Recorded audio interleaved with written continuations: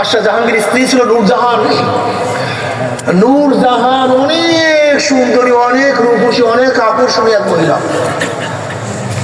তার সাত ঘরে এক ব্যক্তি ঢুকে গেছে। ঢোকার পরই নূরজাহান তাকে হত্যা করছে। তার পরিবার এসে বাদশাহ জাহাঙ্গীর আদেশ দিছে যে আপনার স্ত্রী আমার ভাইকে, আমার ছেলেকে হত্যা করছে।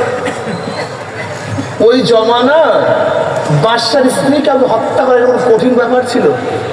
এগুলো ব্যাপারের মধ্যেই তো ছিল না।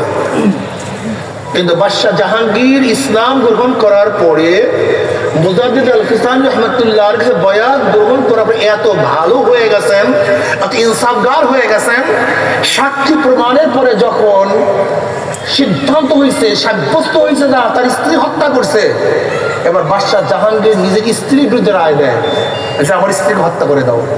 বুঝলেন আপনি ইনসাফ কাকে বলা হয়? ইনসাফ কি জিনিস? এবারে ওই যাকে হত্যা করেছিল হিন্দু, মুসলমানও না। এই বেয়াকুফরা যারা বলো ইসলাম আসলে আমাদের হিন্দুদের অবস্থাটা কি হবে, খ্রিস্টানদের অবস্থাটা কি হবে, বেয়াকুফ। তোমার তো পড়াশোনাই নেই, সমস্যা এখানে তোমার। জাহাঙ্গীর স্ত্রী নূরজাহান যে ব্যক্তিকে হত্যা করছে একজন হিন্দু ছিল, মুসলমানও না।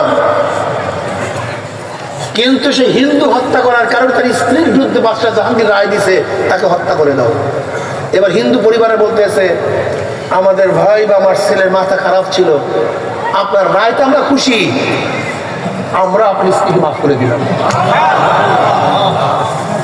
ইসলাম তো বুঝলাম না, খালি মনে করছে ইসলাম মানি হইল এই। তবে